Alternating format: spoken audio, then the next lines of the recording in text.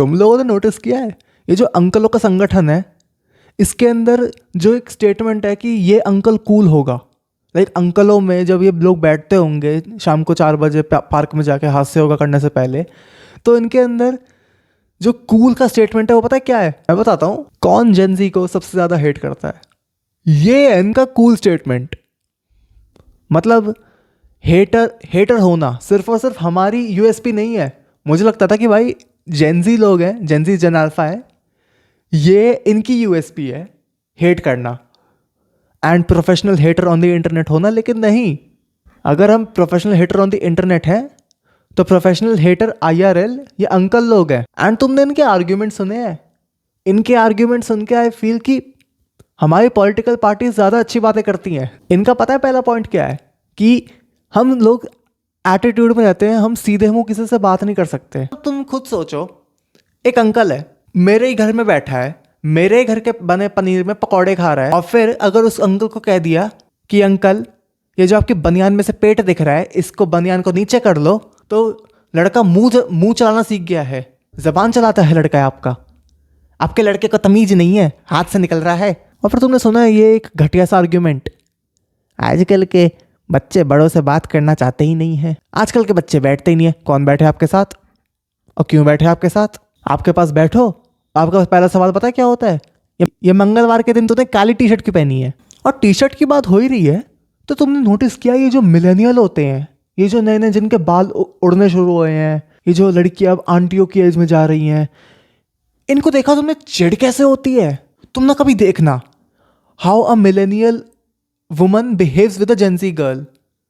वो बड़ी ना चिढ़ती है कि ये मुझसे आधी एज की लड़की लिप ग्लॉस क्यों लगा रही है। उनको बड़ी चिढ़ है इस बात से, फूक जाते हैं वो चीज़ को देख के। और मिलेनियल्स की दिक्कत यही है, there hate against Gen Z does not invigorate from कि हम क्या नाम है संस्कृति कल्चर फलाना ढिमका, इससे नहीं आती। उनकी हेट आती है जलन से, वो फूकते हैं हमसे। मतलब इनका वही है, हमें तो पूरी जिंदगी इन्होंने सलवार कमीज में पहना के घूमा है, इस 4 फुटिया को देखो, इसके मुंह पे मैक का लिप ग्लॉस है। और मुझे ये बताओ, ये जो भैया लोग हैं जो अब अंकल बनने वाले हैं, इनके यहाँ टाट दिखनी शुरू हो चुकी है। ये मेरी बैगी जीन्स को उल्टा क्यों बोलते हैं? इनको क्यों दिक्कत है मेरी कंप्रेशन टी शर्ट से, बैगी जीन्स से? मैंने कहा तुम्हारे कपड़ों को लेके, तुम स्किनी जीन्स चेक शर्ट पहन के ऐसा लगता है कि पतली पतली 2 माचिस के ऊपर एक बोरा रख दिया है। मैंने कहा कभी ऐसा कुछ? अब कह दिया, कोई बात नहीं। तुम्हें क्या दिक्कत है? ये चिपकी चिपकी टी शर्ट स्किनी चाहिए, कट्टे जैसा तुमने जीन्स पहन रखी है, ये किस तरीके का फैशन है तुम्हारा? अगली बार मुझे कोई ऐसा कहेगा ना, मैं भी कह दूंगा उसको, भैया आप हवा में जाने से पहले कितनी बार अपनी विग चिपकाते हो। एंड एक तो मुझे समझ नहीं आता कि ये बात कोई एक्नॉलेज क्यों नहीं करता कि जॉब मार्केट कितना टफ है। इनको पता, इनको समझ नहीं आता। मुझे लगता है भाई इनका टाइम था कि डिग्री पाने के लिए, BA जैसी डिग्री पाने के लिए कितनी मेहनत लगती थी। भाई इनको ये बात समझ क्यों नहीं आती कि ये एक ऐसे टाइम से है जहां पर कि जो लड़की थी उसकी 12वीं के बाद एजुकेशन लोग देते थे, क्योंकि उस टाइम पे ऑकवर्ड कोड जैसे इन्फ्लुएंसर नहीं थे अंकल्स को ये बोलने के लिए कि I am a therapist. And जो लड़का होता था वो आगे जाके पढ़ाई करता था ताकि उसको BA जैसी छोटी सी डिग्री मिल जाए। आज के टाइम में तो छोटी है, उस टाइम में BA की degree was a very big thing. और BA की डिग्री मिलने के बाद लड़का सोचता था वाह रिटायरमेंट प्लान हो गया, चलो स्कूटर खरीद के आते हैं नया। आज के टाइम में 20 लाख रुपए में BTech CS की डिग्री मिल जाती है। पता है डिग्री ना ऐसे, डिग्रियों की कोई वैल्यू नहीं है, पहले था अब नहीं है। इनका क्या सीन था भाई, इंटरव्यू के लिए अप्लाई करो, वहाँ से कॉल आना है, वहाँ जाके अच्छा आपकी बेसिक क्वालिफिकेशन, अच्छा 12वीं में 90% आ रखे हैं, अच्छा आपने एक अच्छी खासी डिग्री आपके पास, चलो मिल गई जॉब। आज पता है क्या सीन है? अच्छा BTech कर रखी है, MTech भी कर रखी है, अच्छा एक्सपीरियंस भी है, ओके रिसर्च पेपर्स भी हैं, we'll get back to you in 4 to 5 days, they never get back to you। भाई फिर ये लोग सोचते हैं कि सारे के सारे ये कंटेंट इकोनॉमी में क्यों घुस रहे हैं जेनजी, इतने कंटेंट क्रिएटर क्यों उठ के आ रहे हैं? अरे जब नॉर्मल जॉब्स के लिए, पहली बात तो नॉर्मल जॉब्स है ही नहीं, AI आया उसने माँ बहन कर दी सबकी। उसके बाद जब नॉर्मल जॉब्स में जाने के लिए तुम्हें नेक्स्ट लेवल सीवी चाहिए, नेक्स्ट लेवल। मैं तुम्हें बताता हूँ, मैं एक ऐसे स्कूल से हूँ जहाँ पे कि ना जो बच्चे थे वो 8वीं से शुरू हो गए थे सीवी बनाना। हम जिस एज में ट्रिगर्ड इंसान के लाइफ हैक रोस्ट देख के हम हंस रहे थे, उस एज में सीवी बनाने की बातें हो रही थी कि एमयूएन भी कर लेता हूँ, स्पोर्ट्स भी खेल लेता हूँ, ये रोल प्ले है स्कूल में, इसमें पेड का रोल मिला है, अच्छा डायलॉग क्या है, हाँ कर लेता हूँ, सीवी में काम आएगा, स्कूल काउंसिल में भी बैठना है, ये भी कर लेता हूँ, वो भी कर लेता हूँ। बंदे की खुद की पर्सनल लाइफ कुछ नहीं है, वो बस सीवी बना रहा है। और कड़ी मेहनत करने के बाद 4-5 साल एकदम तोड़ मेहनत करने के बाद वो जब इंडिया से बाहर जाता है तो उससे पूछा जाता है कि भाई वापस कब आओगे, मैं नहीं आ रहा, मैड में जा। टैलेंट इंडिया से बाहर क्यों जा रहा है? क्योंकि इंडिया में ऐसे बुढ़े लोग बैठे हैं जिनको की कोई काम नहीं है, इंस्टेड कि तुम्हारी मेहनत पे थूकने के। इनको नहीं पता। एंड मैं बताऊँ दिक्कत क्या है, इनको कोई समझाने के लिए भी है नहीं, और समझाने इनको बैठो, अबे चल 20 साल बड़े तेरे से ज़्यादा दुनिया देखी है। और मैं बताऊँ ये क्यों फूकते हैं इतना, मिलेनियल जो होते हैं ये पता है और भी क्यों फूकते हैं?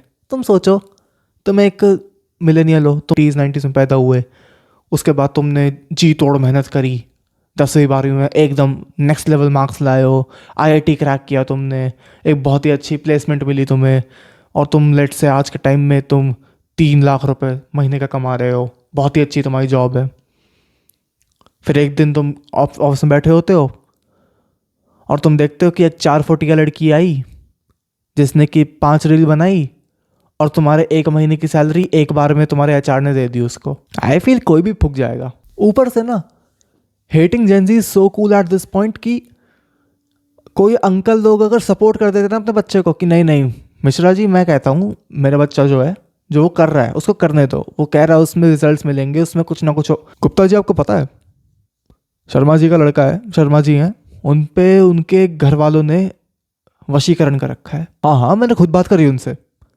ऐसा नहीं नहीं नहीं नहीं, मैं बताता हूँ ना आपको, उस दिन पक्का जो आप देख रहे थे वो खीर खा रहे थे। पहले तो मुझे जानना है कि जब उनको शुगर है तो उनको खीर कैसे मिली खाने को? उस खीर में पक्का कुछ था। ये देखिए बच्चे आजकल के, इन्होंने अपने माँ बाप को भी नहीं बख्शा। तौर तरीके हमारे खराब हैं, सब कुछ हमारा खराब है, लेकिन at the end of the day we are the ones who talk about things like mental health. अब तुम बोलोगे मेंटल हेल्थ का ये गेम खेलते रहते हैं। अबे तुम्हारे टाइम में ये बातें नहीं होती थी, मेंटल हेल्थ जैसी इंपॉर्टेंट बातें जो है नहीं होती थी। इसका मतलब नहीं है कि होती नहीं थी, तुम्हारी इतनी खराब हो चुकी थी बस कि तुम फील नहीं कर पाते थे कुछ अच्छा। हमें एटलीस्ट ये पता है कि कल को हम बड़े होंगे, हमारी फैमिलीज होंगी, घर आके फ्रस्ट्रेशन अपने बच्चों पे नहीं निकालनी, उस फ्रस्ट्रेशन के लिए बेटर आउटलेट्स हैं। आके बच्चे को पापा पापा देखो मैंने ये रूबिक्स क्यूब में पैटर्न बनाया, तेरी बहन। जेंजी लेके आया इंडिया में प्रोटीन रिच डाइट और जिम कल्चर। देखा था अभी तुमने वो राजस्थान में जो वो मेला लगा था, घी दूध खाए हम तो घी दूध खाते हैं। आर्नोल्ड को दूध हमने पिलाया है, हार गए सारे। घी दूध वाले वे प्रोटीन वालों से हार गए, अच्छा खासा हारे हैं, और एक स्पोर्ट में नहीं मल्टीपल स्पोर्ट्स में हारे हैं। और फिर मैं देखता हूँ रील के नीचे, एक रील थी उसके नीचे एक बंदा कमेंट करता है हरियाणा आओ। I had so much stuff to talk about regarding this topic, लेकिन ये टॉपिक इतना ओवर सैचुरेटेड है कि अगर मैं और भी कुछ बोलने लगता हूँ ना, तुम बोलोगे कि यार ये बात भी पता है, ये बात भी पता है, बोर हो रहा है, स्किप, वॉच टाइम नहीं मिलेगा मेरे को, वॉच टाइम चाहिए मेरे को, 4000 घंटे करना है। तो पता है कितनी दिक्कत होती है 4000 घंटे करने में? 4000 घंटे करवाओ, 1000 सब्सक्राइबर्स करवाओ मेरे। और मैं वीडियो बनाई क्यों? एक्चुअली मेरे को कमेंट दिखा था, जो अजूज वाली वीडियो थी ना, उस पर एक कमेंट था कि ये जो मिलेनियल वाले टीनेजर थे ना यही अच्छे थे, ये जेंजी टीनेजर तो अपने आप को ये समझते हैं, वो समझते हैं, ये समझते हैं, वो समझते हैं, कंप्लीटली इग्नोरिंग द फैक्ट कि उस वीडियो का पॉइंट क्या है, उस वीडियो में जो कंटेक्स्ट है वो क्या है। बस वही विक्टिम ब्लेमिंग कर दो, ये कर दो, वो कर दो। अबे भाड़ में जाओ तुम लोग। तुमने करे है क्या मास कल्चरल एक्सचेंज, जिसको तुम कहते हो हमारी संस्कृति खराब कर रहे हैं? क्या संस्कृति है तुम्हारी? दिन में सत्यनारायण, रात को ओल्ड मॉन्क का अद्धा, ये संस्कृति है तुम्हारी। दिन में लक्ष्मी की पूजा, रात में लक्ष्मी को मार मार के सूजा। ये तुम्हारा संस्कृति कल्चर थी जिसको तुम बचाने की कोशिश कर रहे हो। एटलीस्ट कल्चरल एक्सचेंज आ रहा है, एटलीस्ट लोग थोड़ा ओपन माइंडेड हो रहे हैं, वो 4 बातें सोचते हैं कुछ करने से पहले, कुछ कहने से पहले। इसमें बुरा क्या है? ये एंड में मैं इमोशनल बायस के काम आ गया। तो that is for this video. Instagram ये रहा मेरा, फॉलो कर लो। एंड 1000 सब्सक्राइबर्स करने थे इस महीने के एंड तक। very bleak. I think it's very bleak. And I'll see you guys in the next one. Peace.